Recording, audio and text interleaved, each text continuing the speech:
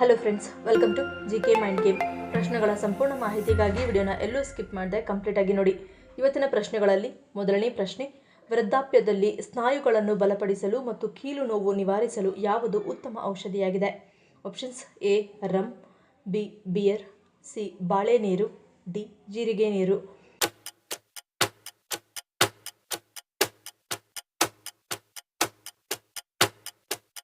ಸರಿಯಾದ ಉತ್ತರ option A rum. ಸರಿಯಾದ ಪ್ರಮಾಣದಲ್ಲಿ ರಮ್ ಕುಡಿಯುವುದರಿಂದ ಅನೇಕ ಪ್ರಯೋಜನಗಳಿವೆ. ಇದು ಆರೋಗ್ಯಕ್ಕೆ ತುಂಬಾ ಪ್ರಯೋಜನಕಾರಿ ಮತ್ತು ಕೆಲವು ರೋಗಗಳಿಗೆ ಔಷಧಿಯಂತೆ. ರಮ್ ಕುಡಿಯುವುದರಿಂದ ಇದು ರೋಗನಿರೋಧಕ ಶಕ್ತಿಯನ್ನು ಬಲಪಡಿಸುತ್ತದೆ ಮತ್ತು ರೋಗಗಳ ಅಪಾಯವನ್ನು ಕಡಿಮೆ ಮಾಡುತ್ತದೆ.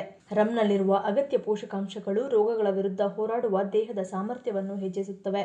ಆದಾಗ್ಯೂ ಅದನ್ನು ಕುಡಿಯುವಾಗ ಪ್ರಮಾಣವನ್ನು ಮನಸ್ಸಿನಲ್ಲಿಟ್ಟುಕೊಳ್ಳುವುದು ಮುಖ್ಯ. ಇದು ಕೀಲು ನೋವುಗಳನ್ನು ನಿವಾರಿಸಲು ಸಹಾಯ ಮಾಡುವುದರ ಜೊತೆಗೆ ದೇಹದ ನೋವು ಮತ್ತು ಕೀಲು ನೋವುಗಳನ್ನು ಗಮನಾರ್ಹವಾಗಿ ಕಡಿಮೆ ಮಾಡುತ್ತದೆ. ರಮ್ ಕುಡಿಯುವುದರಿಂದ ಸ್ನಾಯು ನೋವಿನಿಂದ ಪರಿಹಾರ ಸಿಗುತ್ತದೆ. ವಿಶೇಷವಾಗಿ ವೃದ್ಧಾಪ್ಯದಲ್ಲಿ ಸ್ನಾಯುಗಳನ್ನು ಇದು ಬಲಪಡಿಸುತ್ತದೆ. ಎರಡನೇ ಪ್ರಶ್ನೆ, ಮನುಷ್ಯ ಒತ್ತಡದಲ್ಲಿದ್ದಾಗ ದೇಹದಲ್ಲಿ ಯಾವುದು ದುರ್ಬಲಗೊಳ್ಳುವಂತೆ ಮಾಡುತ್ತದೆ? ಆಪ್ಷನ್ಸ್: ಎ ರೋಗನಿರೋಧಕ ಶಕ್ತಿ, ಬಿ ಪ್ಲೇಟ್ಲೆಟ್ಸ್, ಸಿ ವೀರ್ಯಾಣು, ಡಿ ರಕ್ತ ಕಣಗಳು.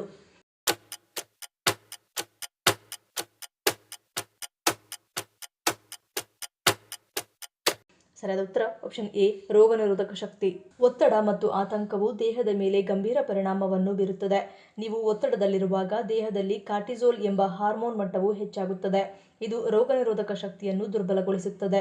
ಅಲ್ಲದೆ ಒತ್ತಡವು ದೇಹದಲ್ಲಿ ಉರಿಯೂತವನ್ನು ಹೆಚ್ಚಿಸುತ್ತದೆ. ಇದು ಬಾಯಿ ಹುಣ್ಣುಗಳಿಗೆ ಕಾರಣವಾಗಬಹುದು. ನಿಮಗೆ ಆಗಾಗ ಬಾಯಿ ಹುಣ್ಣುಗಳು ಬರುತ್ತಿದ್ದರೆ ಇದು ನಿಮ್ಮ ಮಾನಸಿಕ ಆರೋಗ್ಯದ ಮೇಲೆ ಗಮನ ಹರಿಸಬೇಕಾದ ಸಂಕೇತವಾಗಿರುತ್ತದೆ. ಮೂರನೇ ಪ್ರಶ್ನೆ, ಸ್ವಾತಂತ್ರ್ಯದ ನಂತರ ಭಾರತದಲ್ಲಿ ಮೊದಲ ಬಜೆಟ್ ಅನ್ನು ಮಂಡಿಸಿದವರು ಯಾರು? Options: A Jawaharlal Nehru, B Shanmukham, C Indira Gandhi, D Gopalakrishna Gokhale.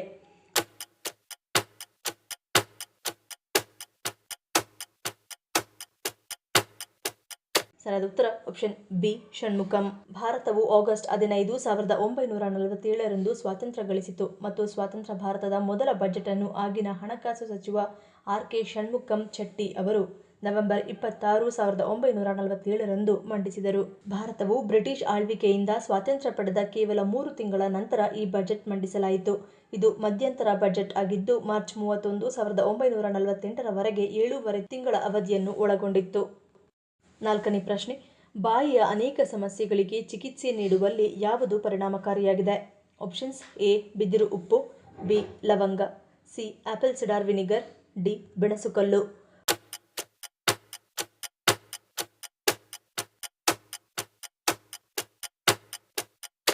ಸರಿಯಾದ ಉತ್ತರ ಆಪ್ಷನ್ ಎ ಬಿದಿರು ಉಪ್ಪು. ಕೊರಿಯನ್ನರು ಪ್ರಾಚೀನ ಕಾಲದಿಂದಲೂ ಅಡುಗೆಯಲ್ಲಿ ಮತ್ತು ಸಾಂಪ್ರದಾಯಿಕ ಔಷಧವಾಗಿ ಬಿದಿರು ಉಪ್ಪನ್ನು ಬಳಸುತ್ತಿದ್ದಾರೆ. ಬಿದಿರಿನ ಉಪ್ಪು ಉರಿಯೂತವನ್ನು ಕಡಿಮೆ ಮಾಡುವ ಸಾಮರ್ಥ್ಯಕ್ಕೆ ಹೆಸರುವಾಸಿಯಾಗಿದೆ. ಇದು ಸಂಧಿವಾತ ಮತ್ತು ಗಂಟಲು ನೋವಿನಂತಹ ಪರಿಸ್ಥಿತಿಗಳಿಗೆ ಪ್ರಯೋಜನಕಾರಿಯಾಗಿದೆ. ಬಿದಿರಿನ ಉಪ್ಪಿನಲ್ಲಿ ಪೊಟ್ಯಾಷಿಯಂ, ಕ್ಯಾಲ್ಸಿಯಂ ಮತ್ತು ಮೆಗ್ನೀಷಿಯಂ ಸೇರಿದಂತೆ 70ಕ್ಕೂ ಹೆಚ್ಚು ಅಗತ್ಯ ಖನಿಜಗಳಿವೆ. ಈ ಉಪ್ಪು ಬಾಯಿ ಹುಣ್ಣು ಮತ್ತು ಊದಿಕೊಂಡ ಒಸಡುಗಳು ಸೇರಿದಂತೆ ಬಾಯಿಯ ಸಮಸ್ಯೆಗಳಿಗೆ ಚಿಕಿತ್ಸೆ ನೀಡುವಲ್ಲಿ ಪರಿಣಾಮಕಾರಿಯಾಗಿದೆ. ಐದನೇ ಪ್ರಶ್ನೆ, ಜಗತ್ತಿನ ಅತ್ಯಂತ ಪ್ರಾಮಾಣಿಕ ಶ್ವಾನಗಳ ತಳಿಗಳಲ್ಲಿ ಯಾವುದು ಮೊದಲನೇ ಸ್ಥಾನದಲ್ಲಿದೆ? Options: A golden retriever, B border collie, C German shepherd, D Labrador.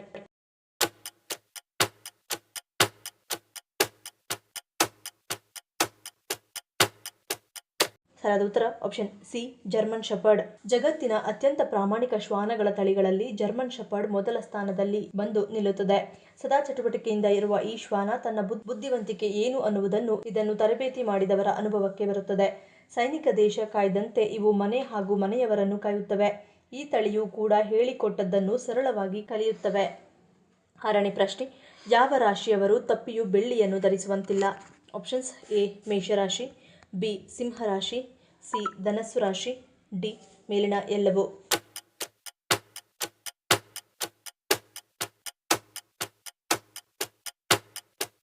ಸರಿಯಾದ ಉತ್ತರ ಆಪ್ಷನ್ ಡಿ ಮೇಲಿನ ಎಲ್ಲವೂ. ಮೇಷರಾಶಿಯ ಆಡಳಿತ ಗ್ರಹ ಮಂಗಳ. ಬೆಳ್ಳಿಯ ಉಂಗುರವನ್ನು ಧರಿಸುವುದರಿಂದ ಇವರಿಗೆ ಹಾನಿಯುಂಟಾಗುತ್ತದೆ.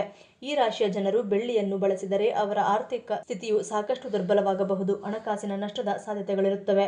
ಸಿಂಹರಾಶಿಯ ಆಡಳಿತ ಗ್ರಹ ಸೂರ್ಯ. ಸೂರ್ಯನನ್ನು ಅತ್ಯಂತ ಬಿಸಿ ಗ್ರಹವೆಂದು ಪರಿಗಣಿಸಿದರೆ ಚಂದ್ರನು ಶೀತ ಮತ್ತು ತಂಪಾಗಿಸುವ ಗ್ರಹವಾಗಿದೆ. ಈ ರಾಶಿಯ ಜನರಿಗೆ ಬೆಳ್ಳಿಯನ್ನು ಧರಿಸುವುದು ತುಂಬಾ ಹಾನಿಕಾರಕ. ಆದರೆ ಈ ಜನರಿಗೆ ಚಿನ್ನ ಪ್ರಯೋಜನಕಾರಿ ಲೋಹವೆಂದು ಪರಿಗಣಿಸಲಾಗಿದೆ. ಬೆಳ್ಳಿ ಧರಿಸುವುದರಿಂದ ಆರ್ಥಿಕ ನಷ್ಟ ಉಂಟಾಗಬಹುದು. ಮಾಡಿದ ಕೆಲಸಗಳು ಹಾಳಾಗುವ ಸಾಧ್ಯತೆ ಹೆಚ್ಚಾಗುತ್ತದೆ. ಇನ್ನು ಧನುಸ್ಸು ರಾಶಿಯವರಿಗೂ ಬೆಳ್ಳಿಯ ಉತ್ತಮ ಲೋಹವೆಂದು ಪರಿಗಣಿಸಲಾಗುವುದಿಲ್ಲ. ಈ ರಾಶಿಯ ಜನರು ಬೆಳ್ಳಿಯ ಉಂಗುರ ಅಥವಾ ಅದಕ್ಕೆ ಸಂಬಂಧಿಸಿದ ಯಾವುದೇ ಆಭರಣಗಳನ್ನು ಧರಿಸಿದರೆ ಅವರಿಗೆ ಅಪಘಾತಗಳು ಸಂಭವಿಸಬಹುದು. 7ನೇ ಪ್ರಶ್ನೆ. ದೇಹವನ್ನು ಹಾನಿಕಾರಕ ಬ್ಯಾಕ್ಟೀರಿಯಾ ಮತ್ತು ಫಂಗಸ್ಗಳಿಂದ ದೂರವಿರಿಸಲು ಯಾವುದು ಸಹಾಯ ಮಾಡುತ್ತದೆ? ಆಪ್ಷನ್ಸ್ ಎ ಬೇವಿನ ಎಲೆ, ಬಿ ಹಾಗಲಕಾಯಿ, ಸಿ ಕರಿಬೇವು, ಡಿ ಮೇಲಿನ ಎಲ್ಲವೂ.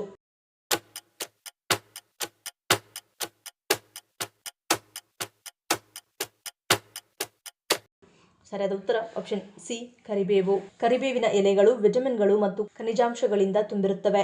ಹೀಗಾಗಿ ನೈಸರ್ಗಿಕವಾಗಿ ರೋಗನಿರೋಧಕ ಶಕ್ತಿ ಹೆಚ್ಚಿಸಲು ಇದು ನೆರವಾಗುತ್ತದೆ. ಖಾಲಿ ಹೊಟ್ಟೆಯಲ್ಲಿ ಈ ಎಲೆಗಳ ಸೇವನೆ ಸಾಕಷ್ಟು ಸಾಮಾನ್ಯ ಆರೋಗ್ಯ ಸಮಸ್ಯೆಗಳನ್ನು ದೂರವಾಗಿಸಲು ಸಹಕಾರಿಯಾಗಿದೆ. ಕರಿಬೇವಿನ ಎಲೆಗಳು ಬ್ಯಾಕ್ಟೀರಿಯಾ, ಫಂಗಸ್ ವಿರೋಧಿ ಗುಣಗಳನ್ನು ಹೊಂದಿದೆ. ಹೀಗಾಗಿ ನಿಯಮಿತವಾಗಿ ಈ ಎಲೆಗಳ ಸೇವನೆ ದೇಹವನ್ನು ಹಾನಿಕಾರಕ ಬ್ಯಾಕ್ಟೀರಿಯಾ, ಫಂಗಸ್ಗಳಿಂದ ದೂರ ಇರಿಸಲು ಸಹಾಯ ಮಾಡುತ್ತದೆ.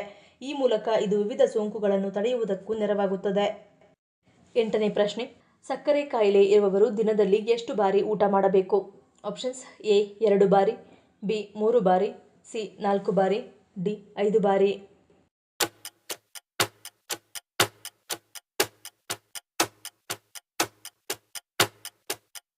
ಸರಿಯಾದ ಉತ್ತರ ಆಪ್ಷನ್ ಸಿ ಮತ್ತು ಡಿ. ಕಡಿಮೆ ಪ್ರಮಾಣದಲ್ಲಿ ಆಹಾರವನ್ನು ಹೆಚ್ಚು ಬಾರಿ ಸೇವಿಸುವುದರಿಂದ ರಕ್ತದಲ್ಲಿನ ಗ್ಲೂಕೋಸ್ ಮಟ್ಟವನ್ನು ನಿಯಂತ್ರಣದಲ್ಲಿಡುತ್ತದೆ. ಮಧುಮೇಹ ರೋಗ ಇರುವವರು ದಿನಕ್ಕೆ 4 ಅಥವಾ 5 ಗಂಟೆಗೊಮ್ಮೆ ಮಿತವಾದ ಆಹಾರ ಸೇವನೆ ಮಾಡಬೇಕು. ದಿನಕ್ಕೆ ಉಪಹಾರ ಸೇರಿಸಿ 3 ಊಟದ ಬದಲು 4 ಊಟದ ಕ್ರಮವನ್ನು ಜೀವನದಲ್ಲಿ ಮಧುಮೇಹಿ ರೋಗ ಇರುವವರು ಅಳವಡಿಸಿಕೊಳ್ಳಬೇಕು. ಇದರಲ್ಲಿ ರಾತ್ರಿ 7 ಅಥವಾ 8 ಗಂಟೆಯ ನಿದ್ದೆಯ ಸಮಯ ಹೊರತುಪಡಿಸಿ ಉಳಿದ ಸಮಯದಲ್ಲಿ ಆಹಾರ ಸೇವನೆ ಅತ್ಯಗತ್ಯ. ಈ ಸಂದರ್ಭದಲ್ಲಿ ಪ್ರೋಟೀನ್ಯುಕ್ತ ಆಹಾರ ಸೇವನೆ ಅತಿ ಮುಖ್ಯ. ಅದರಲ್ಲಿಯೂ ದ್ವಿದಳ ಧಾನ್ಯ, ಎಲ್ಲಾ ರೀತಿಯ ತರಕಾರಿ, ಸೊಪ್ಪು, ಮೀನು, ಮೊಟ್ಟೆ, ಹಾಲು, ಹಣ್ಣು ಮುಂತಾದವುಗಳ ಸೇವನೆ ಅತಿ ಮುಖ್ಯ. ಇದರಿಂದ ದೇಹಕ್ಕೆ ಬೇಕಾಗಿರುವ ಅಗತ್ಯ ಪೋಷಕಾಂಶಗಳು ಲಭ್ಯವಾಗಲಿವೆ. ಆಹಾರ ಸೇವನೆಯಲ್ಲಿ ಸರಿಯಾದ ಕ್ರಮವನ್ನು ಅಳವಡಿಸಿ ಹೊಟ್ಟೆ ಬಿರಿಯುವಂತೆ ತಿನ್ನದೆ ಮಿತ ಆಹಾರ ಸೇವನೆ ಮಾಡಿ ಆಗಾಗ್ಗೆ ತಿನ್ನುತ್ತಿರಬೇಕು. 9ನೇ ಪ್ರಶ್ನೆ. ಭಾರತದ ಪ್ರಾಚೀನ ಧರ್ಮವಾಗಿರುವ ಬೌದ್ಧ ಧರ್ಮವು ಯಾವುದರ ವಿಮೋಚನೆಯನ್ನು ಪ್ರತಿಪಾದಿಸುತ್ತದೆ? ಆಪ್ಷನ್ಸ್ ಎ ಅಹಿಂಸೆ, ಬಿ ಸ್ವಯಂ ಶಿಸ್ತು, ಸಿ ಜನನ ಮತ್ತು ಮರಣ, ಡಿ ಮೇಲಿನ ಎಲ್ಲವೂ.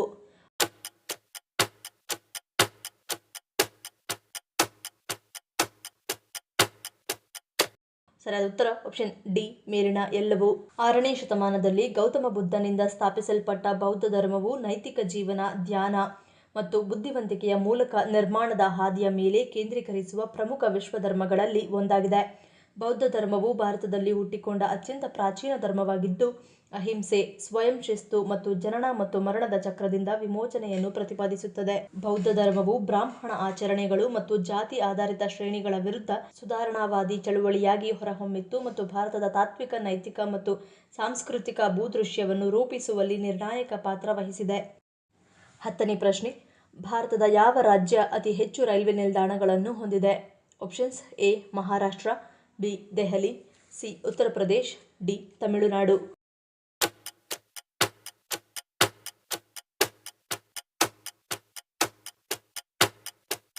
ಸರಿಯಾದ ಉತ್ತರ ಆಪ್ಷನ್ ಸಿ ಉತ್ತರ ಪ್ರದೇಶ್. ಭಾರತೀಯ ರೈಲ್ವೆ ವಿಶ್ವದ 4ನೇ ಅತಿ ದೊಡ್ಡ ರೈಲ್ವೆ ಜಾಲವಾಗಿದೆ. ರೈಲ್ವೆಯನ್ನು ಭಾರತೀಯರ ಜೀವನಾಡಿ ಎಂದು ಕರೆಯಲಾಗುತ್ತದೆ. ಪ್ರತಿದಿನ ಲಕ್ಷಾಂತರ ಜನರು ರೈಲಿನಲ್ಲಿ ಪ್ರಯಾಣಿಸುತ್ತಾರೆ. ರೈಲ್ವೆಯಲ್ಲಿ 12 ಲಕ್ಷಕ್ಕೂ ಹೆಚ್ಚು ಉದ್ಯೋಗಿಗಳು ಕೆಲಸ ಮಾಡುತ್ತಾರೆ. ಮಾಧ್ಯಮ ವರದಿಗಳ ಪ್ರಕಾರ ದೇಶದಾದ್ಯಂತ 7,000ಕ್ಕೂ ಹೆಚ್ಚು ರೈಲ್ವೆ ನಿಲ್ದಾಣಗಳಿವೆ. ವರದಿಗಳ ಪ್ರಕಾರ ದೇಶದಲ್ಲಿ ಅತಿ ಹೆಚ್ಚು ಜನಸಂಖ್ಯೆ ಇರುವ ಉತ್ತರ ಪ್ರದೇಶದಲ್ಲಿ ಅತಿ ಹೆಚ್ಚು ರೈಲ್ವೆ ನಿಲ್ದಾಣಗಳಿವೆ. ಇಲ್ಲಿ ಸುಮಾರು 550 ರೈಲ್ವೆ ನಿಲ್ದಾಣಗಳಿದ್ದು, ಅವುಗಳಲ್ಲಿ 230 ನಿಲ್ದಾಣಗಳು ಉತ್ತರ ಮಧ್ಯ ರೈಲ್ವೆಯ ವ್ಯಾಪ್ತಿಯಲ್ಲಿವೆ. ವಿಶ್ವದ ಅತಿದೊಡ್ಡ ಪ್ಲಾಟ್ಫಾರ್ಮ್ಗಳನ್ನು ಹೊಂದಿರುವ ರೈಲು ನಿಲ್ದಾಣಗಳ ಪಟ್ಟಿಯಲ್ಲಿ ಇದನ್ನು ಸೇರಿಸಲಾಗಿದೆ.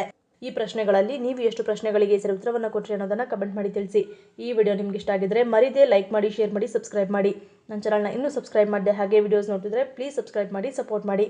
ಮತ್ತೊಂದು ಇಂಟ್ರೆಸ್ಟಿಂಗ್ ವಿಡಿಯೋನಿಗೆ ಸಿಗ್ತೀನಿ. Until love you all, take care.